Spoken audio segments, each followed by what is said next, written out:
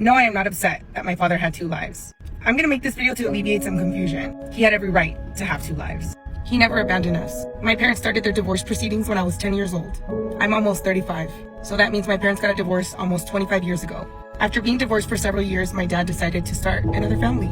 He was ready to move on with his life, and he had every right to do so. To elaborate with what I mean when I said my dad had 2 lives, is that he had one life in Mexico that he kept very separate from us. Number one, I think that he didn't know how to blend us. He was never really good at that type of stuff. And we were also kids. So when we were younger, we were very hesitant. We knew that he had kids, but we were kids and we didn't want to meet them. We wanted our dad to be our dad only, and we didn't care to meet them because we were kids. My siblings are younger, even younger than I am. And I think because my dad didn't know how to navigate that, he just chose to have 2 separate lives. However, I will say that he spent the majority of his time here in the United States. And that is why I said that my sisters would never have the experience of my dad the way that we did. Because he spent a majority of his time here with us and working in the US, to the point where he lived with me for many years and with my sister as well. They only got to see him in Las Fiestas de Mayo or in Christmas for about a month and a half when he would stay over there. They didn't get what we got. It wasn't until 2019 where something in my spirit told me to go to Mexico and spend time with my dad and him out there and take my kids, that I went to Mexico and I met them for the very first time.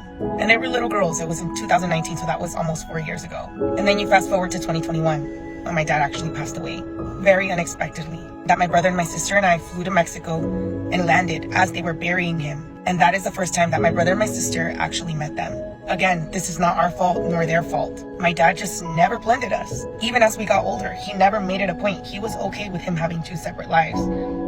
That's not my responsibility. That's not my pedo. That's his pedo. But what I do know is these are 2 little girls that were left without a dad, that are still underage, that didn't really have the privilege of knowing him the way that I knew him, or my siblings knew him, and that do not have the same opportunities afforded to them because they've never even been in this country. It's their very first time. Why my dad did things the way that he did them, I don't know.